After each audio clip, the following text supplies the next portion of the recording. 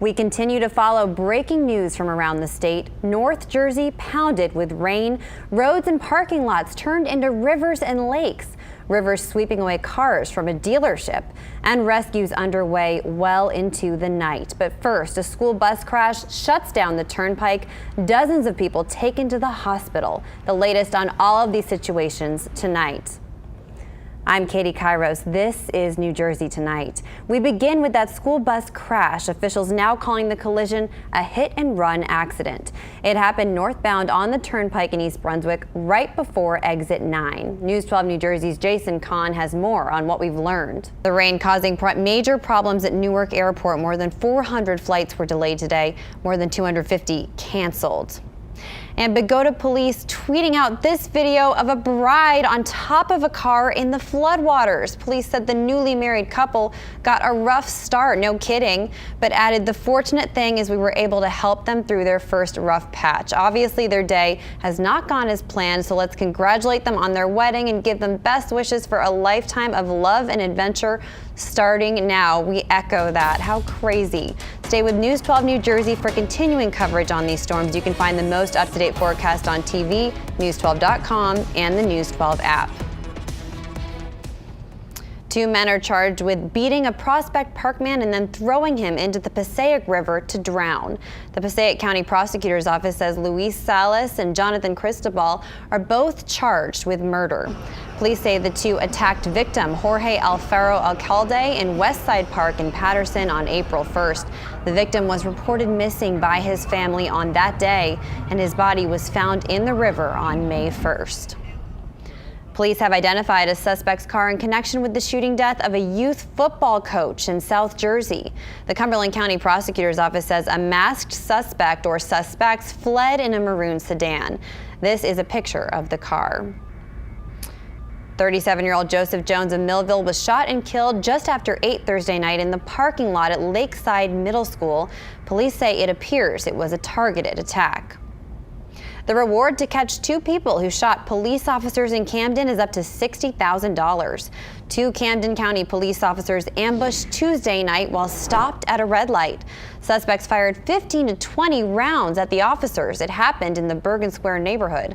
1 officer is out of the hospital. The other is set to be released soon. An arrest after a teenage girl gets hit by a car in Point Pleasant.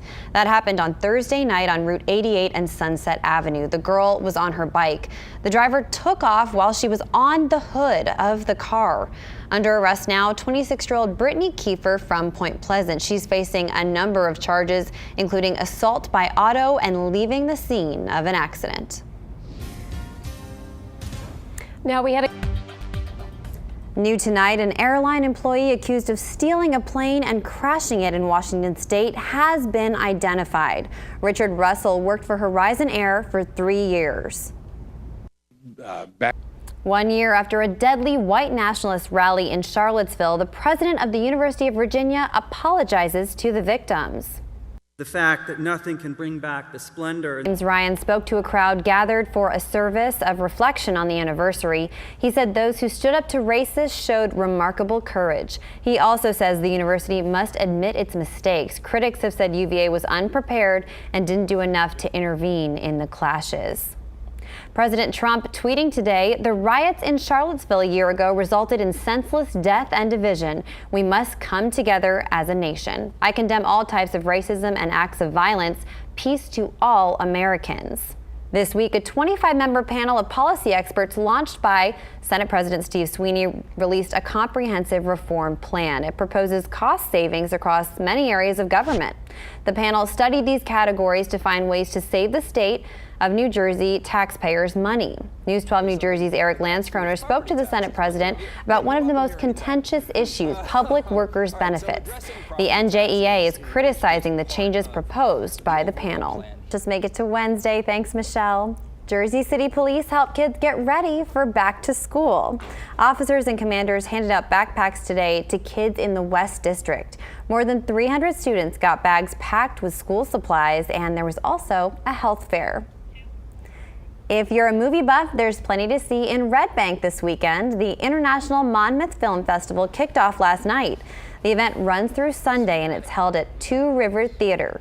This year, 7 feature films and dozens of shorts will be shown, and they expect around 2,000 visitors for this weekend. For ticket info, go to the numbers and links section of news12.com.